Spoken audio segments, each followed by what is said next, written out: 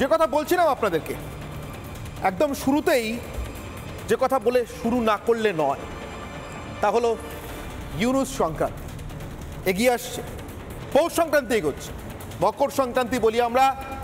এরপর সূর্যের উত্তরায়ণ শুরু হয়, শীত চলে যায়, অন্ধকার সময় চলে যায়, আলোর সময় আসে। উত্তরায়ণে সব ভালো কাজ করেন সনাতন ধর্মের অবলম্বী মানুষরা। এই উত্তরায়ণের সময়টা গোটা পৃথিবীর জন্য ভালো। যারা অত্যন্ত ঠান্ডায় কষ্ট পান, পৃথিবীর যে সমস্ত দেশ শীতার্ত হয়ে থাকে, তারা শীত থেকে মুক্তি পায়, জড়তা কাটে, আলস্য কাটে, নতুন কর্মচঞ্চলতা শুরু হয়। প্রশ্নটা ওখানেই যে মকর সংক্রান্তি এগিয়ে আসার সঙ্গে সঙ্গে কি ইউনুস সংক্রান্তি এগিয়ে আসছে? জড়তা কাটছে বাংলাদেশে, শুধু বাংলাদেশ না, গোটা পৃথিবী জুড়ে। বাইডেনের যেতে আর 14 দিন বাকি ক্ষমতা থেকে যেতে। মার্কিন যুক্তরাষ্ট্রের বাইডেন, যুক্তরাষ্ট্রের কথা বলছি না, যুক্তরাষ্ট্র ছিল, আছে, থাকবে। যুক্তরাষ্ট্রের বাইডেন, যুক্তরাষ্ট্রের হিলারি ক্লিন্টন, যুক্তরাষ্ট্রের বিল ক্লিন্টন, যুক্তরাষ্ট্রের ওবামা, যারা ভারতীয় উপমহাদেশে ভারতের বিরুদ্ধে, নির্দিষ্ট করে ভারতের সবথেকে বড় সম্প্রদায় হিন্দুদের বিরুদ্ধে জর্জ সোরোস হোক অথবা অন্য যে কোনো মাধ্যমে টাকা ঢেলে জঙ্গি সংগঠন পুষে ভারতের বাইরে, দেশের ভিতরে, দেশের বাইরে রাজনীতিকদের টাকা দিয়ে পুষে ভারতের ভিতরে অস্থিরতা তৈরি করতে চান, ভারতকে ভাঙতে চান, তাদের কিন্তু সময়টা ক্রমশ খারাপ হচ্ছে। বাইডেন যেতে আর 14 দিন, ইউনুস যেতে আর কদিন? এই প্রশ্নগুলো উঠছে, তার একটাই কারণ। ভাবুন একবার, আচ্ছা ছেড়ে দিন বড় বড় কথা, আমি খুব ছোট্ট একটা উদাহরণ আপনাদের সামনে আনছি। ধরে নিন আপনার পাড়ার ক্লাব নির্বাচন হয়ে গেছে, নতুন কমিটি আসছে। এই অবস্থায় পুরনো কমিটির সেক্রেটারি যদি একটা মিটিং ডাকে, আর সেই মিটিংয়ে যদি কোনো নতুন প্রস্তাব নেয়, আপনি যাবেন ক্লাবের সদস্য? আচ্ছা যদি জানো সেক্রেটারি আনা, মানে ক্লাবের নতুন সেক্রেটারি আসবে, এই অবস্থায় দাঁড়িয়ে ক্লাবের পুরনো সেক্রেটারি আনা নতুন প্রস্তাব, তাতে আপনি সম্মত হবেন না? নিশ্চয়ই, পৃথিবীর কেউ হয় না। যদি ক্লাবে এটা সম্ভব না হয়, তাহলে ভাবুন, দুটো এত বড় বড় দেশ, একটা আমেরিকা, একটা ভারত, 14 দিন আর যে লোকটার মেয়াদ, বাইডেন, যুক্তরাষ্ট্রের বুড়ো ভাব, সেই লোকটা তার নিজের সব থেকে পছন্দের, মানে যাকে দিয়ে দেশের ভিতরে বিরোধীদের দমন করতে সব থেকে বেশি ব্যবহার করেছে, আমি বলছি না, ডোনাল্ড ট্রাম্প বলছেন, তার দল বলছে, সেই জেক সুলিভানকে, ওদের দেশের জাতীয় নিরাপত্তা উপদেষ্টা, তাকে পাঠিয়েছে ভারত। কি করবে এসে? 14 দিন পর তো ওর জায়গায় তো নতুন লোক আসবে, ঠিক যেমন বাইডেনের জায়গায় ট্রাম্প আসবে। নতুন লোকটার নামও ঠিক হয়ে গেছে, মাইকেল ওয়ালস। তাহলে 14 দিন আগে, ক্ষমতা থেকে পাকাপাকিভাবে চলে যাওয়ার 14 দিন আগে কি করতে এসছে লোকটা? এস জয়শঙ্কর আমাদের বিদেশমন্ত্রী, মুখের উপরে খারাপ কথা নিতান্ত বাধ্য না হলে বলেন না। খুব পেরাপেরি করলে, একটু পাকামি টাকামি করলে বিদেশি সাংবাদিকদের মাঝে মধ্যে কোরকে বুঝিয়ে দেন, ভারত একটা স্বাধীন দেশ বাপু, ও আমেরিকা, রাশিয়া, চীন কারুর কথায় চলে না, নিজের কথায় নিজের স্বার্থে চলে। কিন্তু এর বাইরে এস জয়শঙ্করকে দুর্মুখ বলে অপবাদ আজ পর্যন্ত কেউ দেননি। হ্যাঁ, নিশ্চিতভাবে স্পষ্ট বক্তা। তিনি আজ এই 14 দিন মেয়াদের মার্কিন জাতীয় নিরাপত্তা উপদেষ্টার সফরকে ভালো ভালো কথায় অভিহিত করে দিয়েছেন, তার 4 বছরের ব্যক্তিগত উদ্যোগের জন্য ধন্যবাদও জানিয়ে দিয়েছেন। কিন্তু ব্যাস, ওই একবার ভাবুন, 14 দিন বাকি, তিনি এসে বলছেন জাতীয় স্বার্থে, আঞ্চলিক স্বার্থে, গোটা বিশ্বের স্বার্থে ভারত এবং আমেরিকার সহযোগিতা চলছে, চলবে। জয়শঙ্কর এসবের মধ্যে ঢুকছেনই না, অঞ্চলের কথায় যাচ্ছেনই না, মানে ভারতীয় অঞ্চলের কথা, উপমহাদেশের অঞ্চলের কথা। ব্যক্তিগত উদ্যোগ, ভারত আমেরিকার সম্পর্ক, বাস।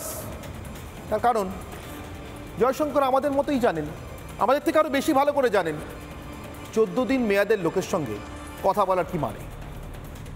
প্রশ্ন ওটাই, ইউনুসের মেয়াদ সেটাই বার কতদিন? সুলিভান যাবে, বাইডেন যাবে, বুড়ো শালিকের ঘাড়ে রোঁর মতো বাইডেনের সঙ্গী সাথী সবকটা লোক একসঙ্গে যাবে। ইউনুস আরেক বুড়ো শালিক, তারও ঘাড়ে রোঁ, দেশের ভিতরে নির্বাচন করতে চায় না, সংস্কারের নামে ঝুলিয়ে রেখেছে। এমন অবস্থা, 2 মাস আগে যে বিএনপি আর জামাত একসঙ্গে ইউনুসকে সমর্থন করছিল, এখন তারাও ভাই ভাই ঠাই ঠাই। বিএনপি বলছে এই লোকটার মতলব খারাপ, নির্বাচন না করে পাকাপাকি ক্ষমতায় থেকে যেতে চায়, সেটা হলে আর একটা বিপ্লব হবে। তার মানে কি? আবার একটা স্বাধীনতা, যুদ্ধ। না ঘোষণা, নাকি গৃহযুদ্ধ, ত্রাতা কি? সেই ভারত? আসবো আজকের বিতর্কে। তার আগে আজকে বিশেষ প্রতিবেদন।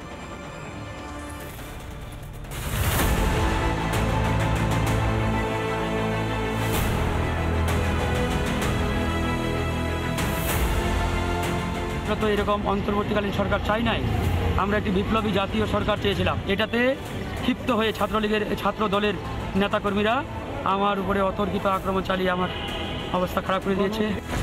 বাংলাদেশের চরমে বিএনপি ইউনূস দ্বন্দ্ব। নির্বাচন এড়াতে ইউনূসের একের পর এক কৌশলে এবার তিতিবিরক্ত বিএনপি। ভোটার তালিকা তো নির্বাচন কমিশন ছাড়া কেউ আদেশ দিতে পারে না। ভোটার তালিকা তো ইউনূস স্যারের আদেশে হবে না। আমাদের দুর্ভাগ্য যে আমরা এখন পর্যন্ত একটা ব্যবস্থা করতে পারলাম না, যে ব্যবস্থায় প্রতি 4 বছর বা 5 বছর পর পর আমরা একটা ভোট করব, সেই ভোটে আমরা আমাদের পছন্দ মতো লোককে বাছাই করে আমরা পার্লামেন্টে পাঠাবো। নির্বাচনের প্রস্তুতি একই সাথে নিয়ে যত দ্রুত সম্ভব গণতান্ত্রিক প্রক্রিয়ায় যাতে আমরা যেতে পারি সেদিকে মনোযোগ দেওয়ার জন্য আমি অন্তর্বর্তীকালীন সরকারকে আহ্বান জানাবো। কিন্তু জিহাদি বন্ধু ইউনূসেই আস্থা রাখছে জামাত। 2 মাস আগে ভাই ভাই বিএনপি, জামাতেও তাই এখন ঠাঁই ঠাঁই। বাংলাদেশ এখন বিদায়ী বাইডেনেরও মাথা ব্যথা, এতটাই যে ক্ষমতা থেকে যাবার মাত্র 14 দিন আগেও ভারতের মন পড়তে জেক সুলিভানকে পাঠালেন বাইডেন।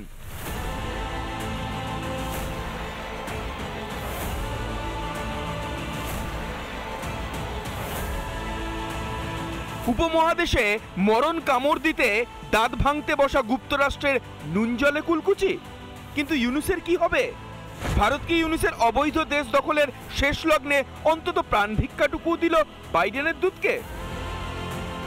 মৌলিক স্বাধীনতার সুরক্ষায় কাজ জরুরি, 2 দেশের গণতন্ত্রের উন্নয়নে জরুরি।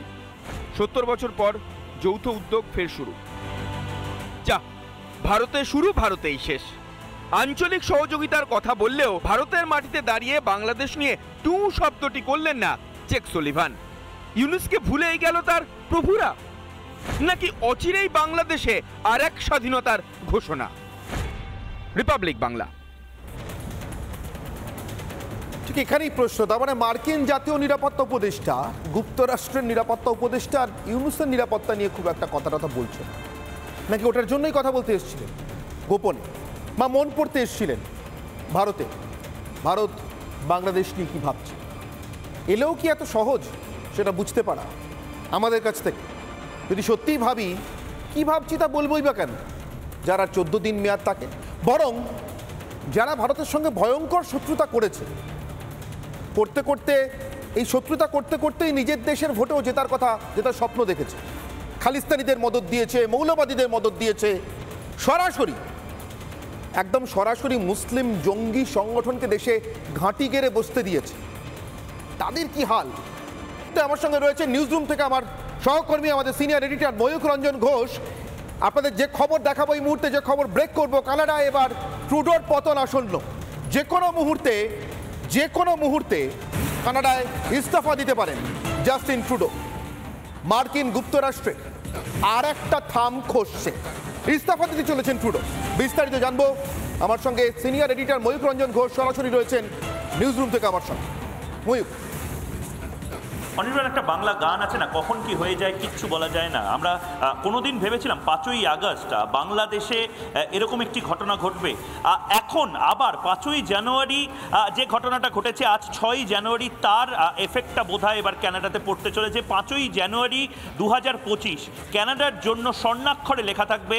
তার কারণ, কানাডায় জাস্টিন ট্রুডোর দলের লোকেরাই কার্যত যুদ্ধ ঘোষণা করেছিল জাস্টিন ট্রুডোর বিরুদ্ধে এবং বলেছিল যে জাস্টিন ট্রুডো যদি পদত্যাগ না করে তাহলে দলটা 3 ভাগে ভাগ হয়ে যাবে এবং তারা নিজেরা বিদ্রোহ শুরু করবে। ভাবতে পারছো? মানে রাহুল গান্ধীর বিরুদ্ধে কংগ্রেসের নেতারাই বিদ্রোহ ঘোষণা করছে এবং বলছে রাহুল গান্ধীকে ছুঁড়ে বের করে দিতে হবে, বা মমতা বন্দ্যোপাধ্যায়ের বিরুদ্ধে তারই দলের নেতারা বিদ্রোহ ঘোষণা করছে।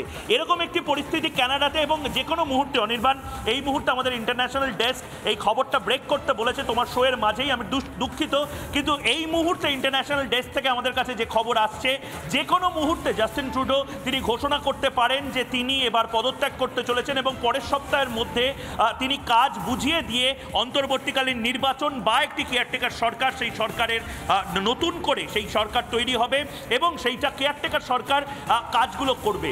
এইটা মূলত অনির্বাণ তুমি যেটা বলছিলে, এক খালিস্তানিদেরকে মাথায় তুলে রেখে দিয়েছে।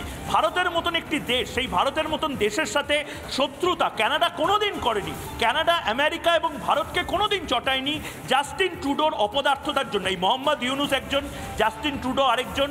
এই ডিপ স্টেট বা গুপ্ত রাষ্ট্রের যে একজন পুতুল বা পাপেট, সেই পাপেটদের দলে রাহুল গান্ধীও নাম লেখাতে যাচ্ছিলেন। আমি জানি না রাহুল গান্ধী রিপাবলিক বাংলা দেখেন কিনা, কিন্তু যদি রাহুল গান্ধী রিপাবলিক বাংলা দেখেন বা বোঝেন বা তার দলের কোনো মুখপাত্র থাকে, অনির্বাণ দয়া করে এই বার্তাটা পৌঁছে দাও যে রাহুল গান্ধী অন্তত বেঁচে গেলেন।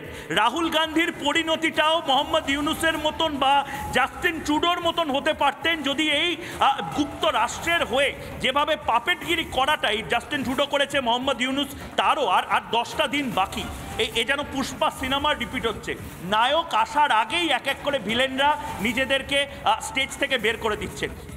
এই মুহূর্তে ডোনাল্ড ট্রাম্প আসার আর 9 দিন বাকি এবং তার আগেই যেভাবে এক এক করে পদত্যাগ এবং যেভাবে একটু একটু করে সুনরম হতে চলেছে ডিপ স্টেটে, তাতে বোঝা যাচ্ছে 15ই জানুয়ারি ভারত নয় সারা পৃথিবীর ইতিহাসের জন্য অত্যন্ত বড় একটা দিন। অনির্বাণ, একেবারেই মকর সংক্রান্তি আসছে, সঙ্গে ইউনুস সংক্রান্তিও কি। অনেক ধন্যবাদ ময়ূক আমার সঙ্গে সময় দেওয়ার জন্য। ময়ূক রঞ্জন ঘোষ আমাদের সিনিয়র এডিটর সরাসরি নিউজ রুম থেকে আমাদের সঙ্গে ছিলেন এবং যে আন্তর্জাতিক ব্রেকিং আপনাদেরকে দেখালাম, যে কোনো মুহূর্তে কানাডায় খালিস্তান বন্ধু, জঙ্গি ইসলামিকদের বন্ধু ট্রুডো যে কোনো মুহূর্তে ইস্তফা দিতে চলেছেন। তার কারণ তার পায়ের তলায় মাটিটা একেবারে আলগা হয়ে গেছে, জোর করছে। নানা ধরনের কন্টেন্ট দেখার জন্য লাইক করুন, শেয়ার করুন আমাদের ফেসবুক পেজ, সাবস্ক্রাইব করুন আমাদের ইউটিউব চ্যানেল। পাশাপাশি অন্যান্য ব্রেকিং নিউজের জন্য অবশ্যই চোখ রাখুন রিপাবলিক বাংলায়।